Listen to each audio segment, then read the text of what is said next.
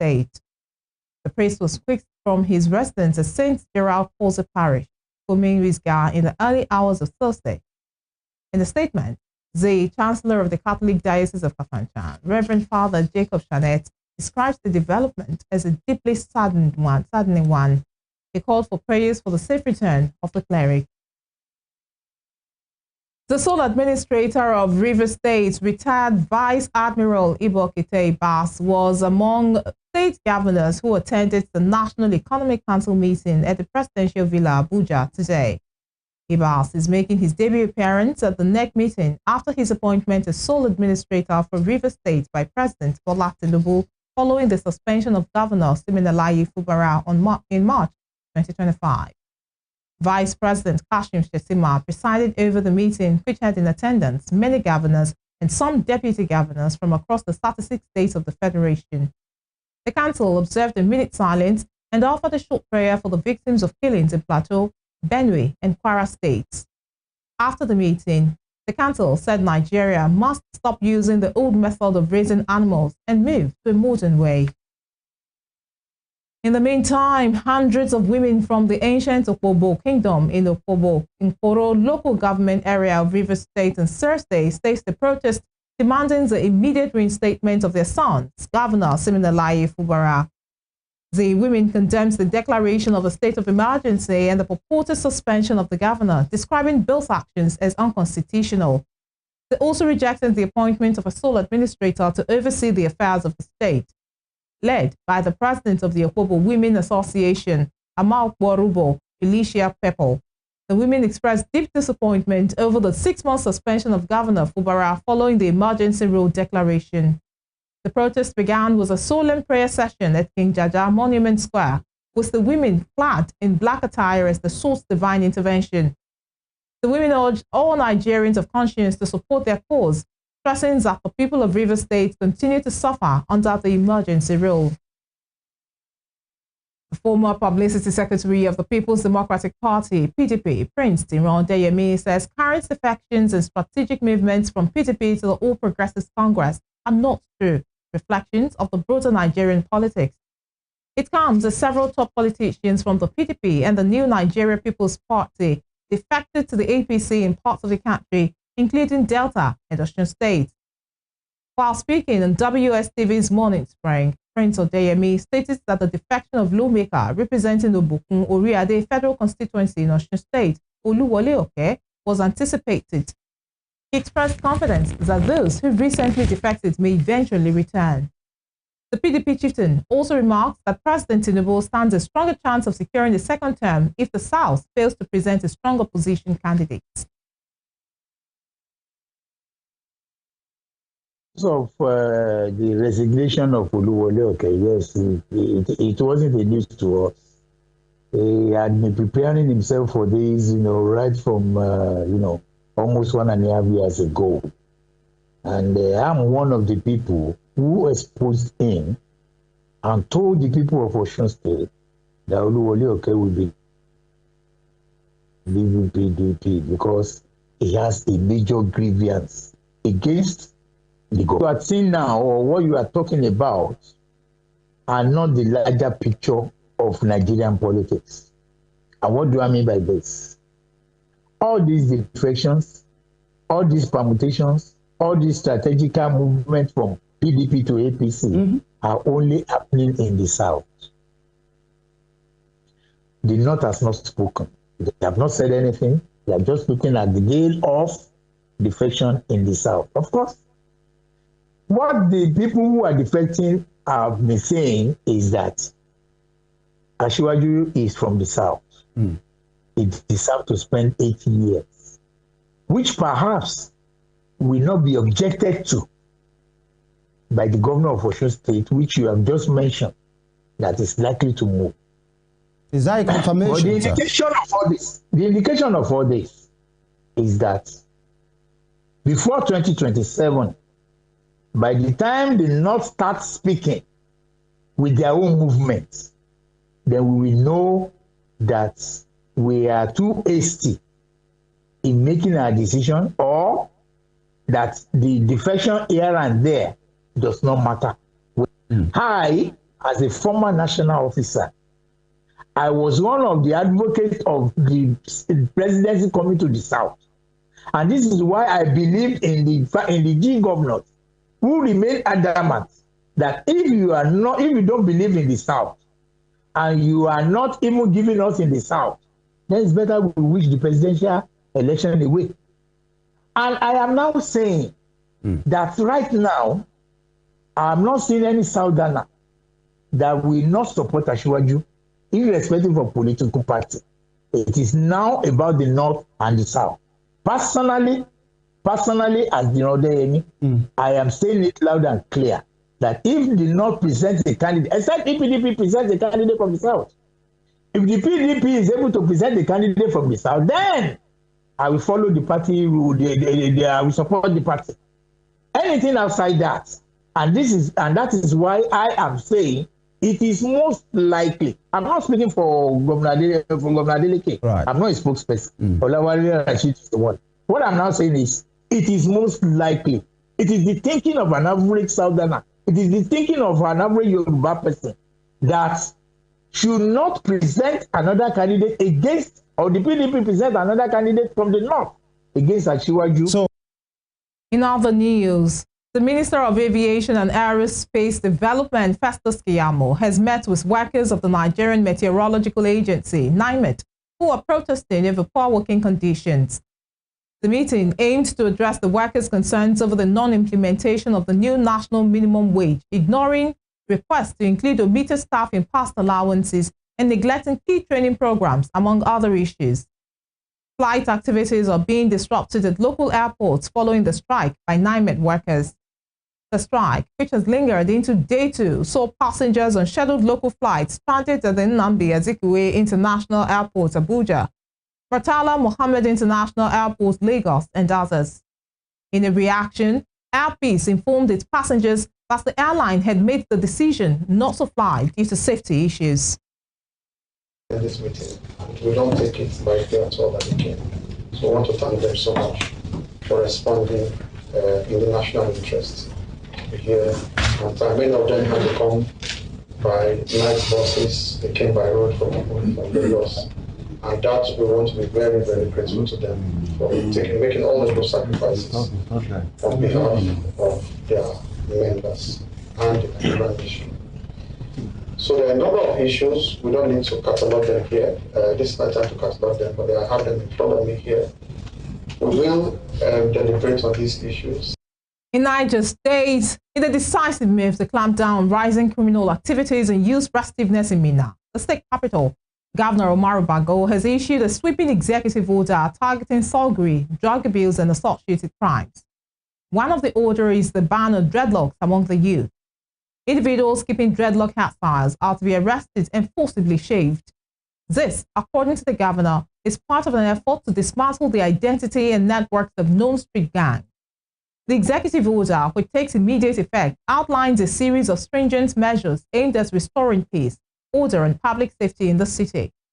Governor Bago made it clear that the state government will no longer tolerate the activities of violent gangs, drug peddlers, and those fueling them.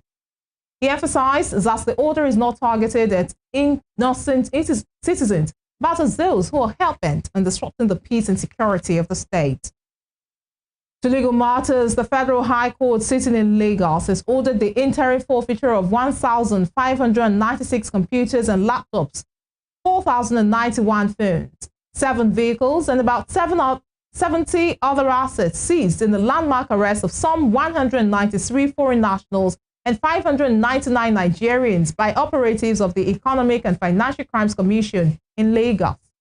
These assets were recovered from the 792 persons arrested on December 10, 2024 by the Commission at the hideout in Big Leaf Building, Victoria Island, Lagos, for alleged cryptocurrency investment, computer-related fraud, money laundering, and romance fraud.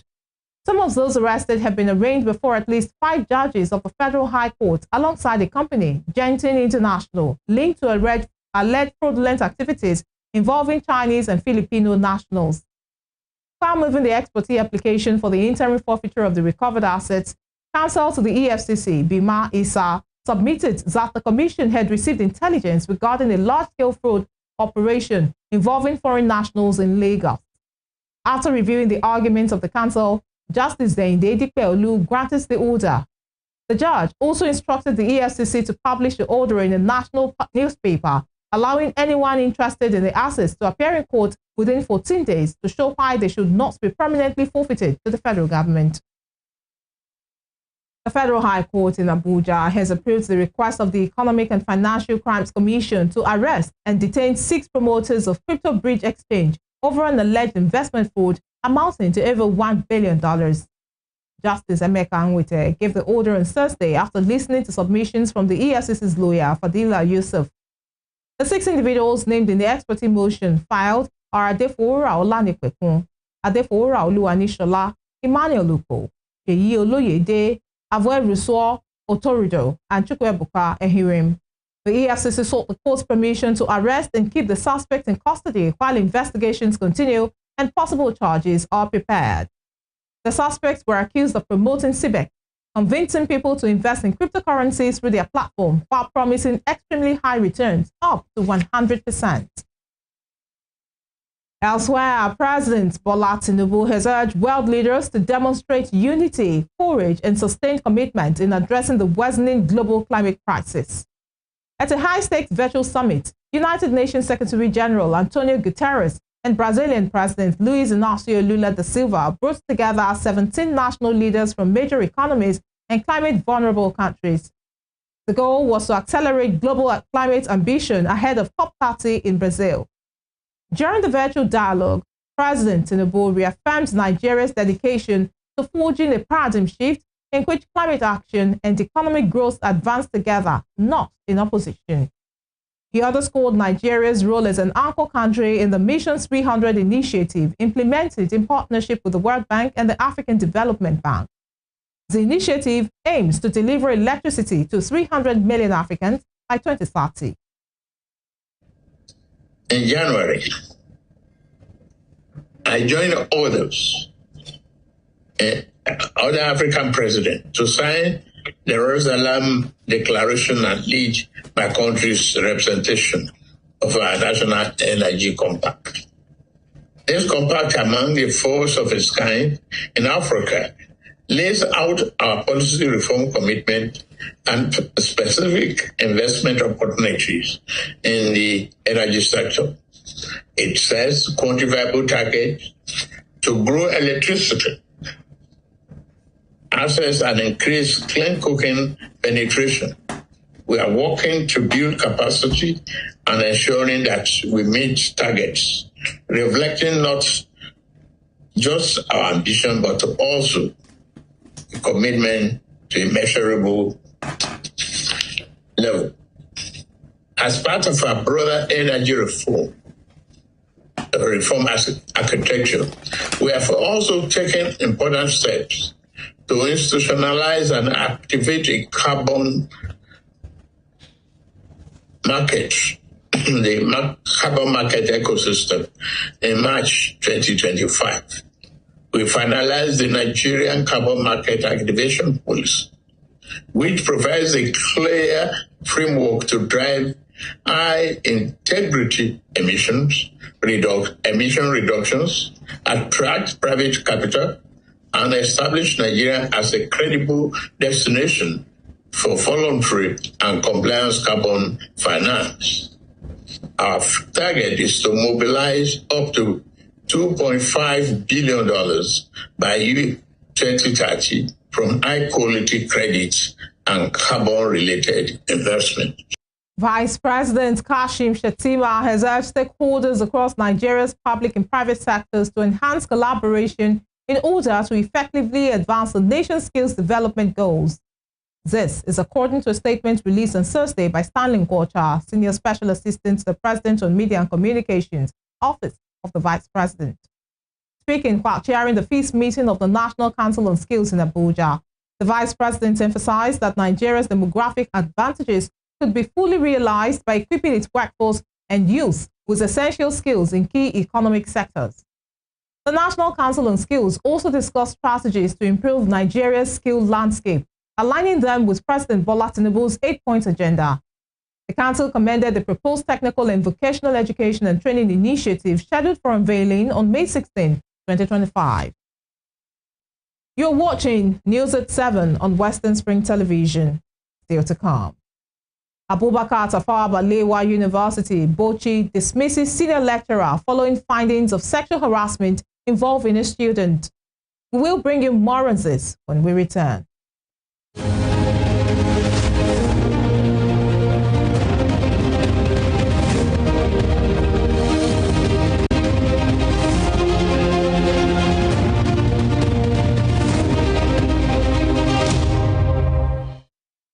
Our comedy is winning fans globally, but we are losing our wildlife to illegal bushmeat, and this is not funny at all. If we continue this way, we will risk losing all our animals and leaving nothing behind for the generations to come.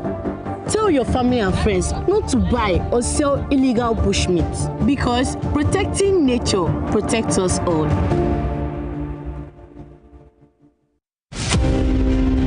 Badamosi Adegoke Adelabu was a prominent figure in Ibadan politics and Western region before Nigeria's independence. He was a key founder of the National Council of Nigeria and the Cameroons, a political party that held lofty the torch of liberty for the two West African countries. He carved a niche for himself as a wordsmith and a creative speaker. The nickname Kwenkele was a natively corrupted version of peculiar mess, his bombastic English language style often used to score proceedings at the parliament. The author of Africa in Ebullition, a handbook of freedom for Nigerian nationalists, was Nigeria's Federal Minister of Natural Resources and Social Services between 1955 and 1956. He died in an auto crash on the 25th March 1958 at the age of 42. Western Spring Television identifies Adegoke Adelabu as a watershed character in history.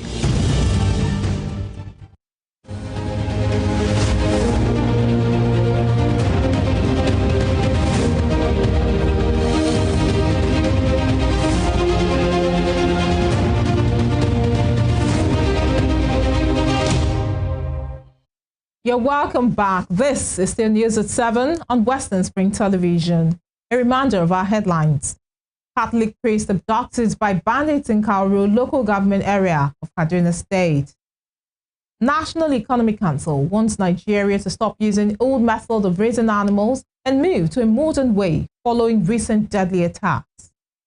Minister of Aviation and Aerospace Development Festus Keyamo meets with workers of NIMET who are protesting over poor working conditions.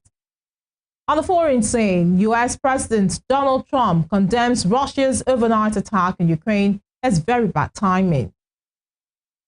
Osun State Governor Ademola Adeleke has commissioned Isiaka Adeleke Leadership Resource Center donated to Adeleke University by lawmaker representing Ede North, Ede South, Egbedore, and Ejigbo Federal Constituency, Honorable Bamidele Salam.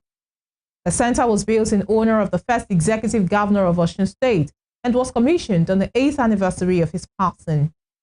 In his address, Governor Adeleke eulogized his late elder brother, noting that he upheld the equality of man in private and public life and demonstrated open inclusiveness as a political leader.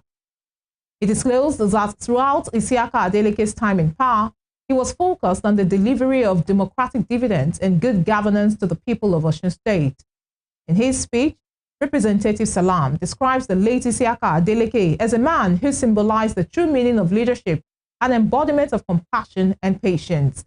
He said the Leadership Center was built to preserve his legacies and his history. The Leadership Resource Center, located within the main campus of Adeleke University, is made up of a gallery, a lecture hall theater, with a development plan to train students of the university about leadership. My late big brother, former senator and pioneer governor of our state, truly is a school of thought in political leadership. His style, ideas, and philosophy are unique and peculiar in their own right. He is a model never experienced in Osun State before his time.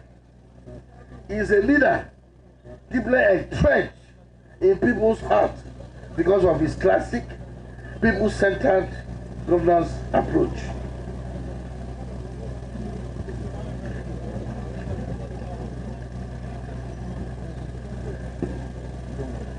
As his man, Friday, when he was alive, my late brother was a leveler who detested discrimination in whatever forms.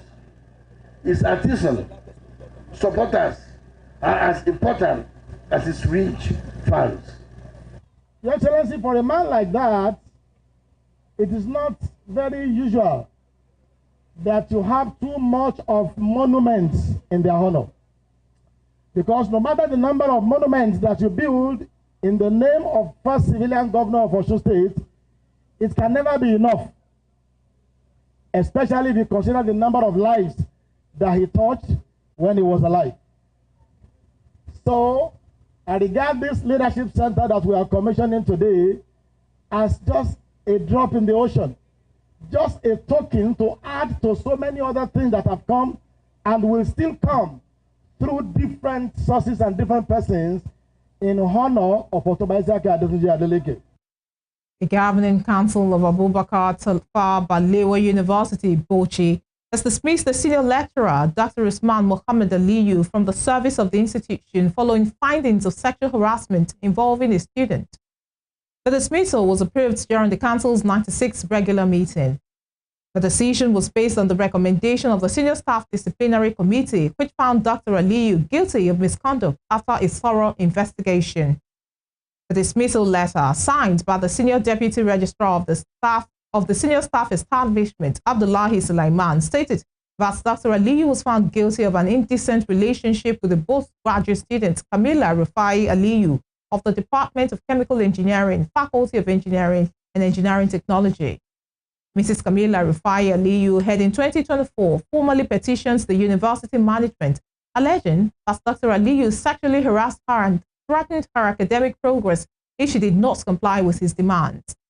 In an attempt to counter the allegations, Dr. Aliyu filed a defamation lawsuit last year against the student, her department, and the university. On the foreign scene, U.S. President Donald Trump has condemned Russia's overnight attack on Ukraine as very bad timing, adding that he is not happy. In an update on social media, he spoke directly to Russia's President Vladimir Putin, urging him to get the peace deal done. Earlier, Ukraine's President Zelensky called the strikes, which killed at least 12 in Kyiv, difficult and impudent. During a casual visit to South Africa, Zelensky said more pressure must be put on Russia to achieve a ceasefire. On Wednesday, the U.S. president accused Zelensky of harming peace talks by not recognizing Russian control of Crimea. And Pakistan has responded with tit-for-tat measures against India as tensions soared following a militant attack in Indian-administered Kashmir that killed 26 tourists. Islamabad suspended all visas issued to Indian nationals under an exemption scheme with immediate effect, as well as expelling some of its neighbors' diplomats and closing its airspace to Indian flights. India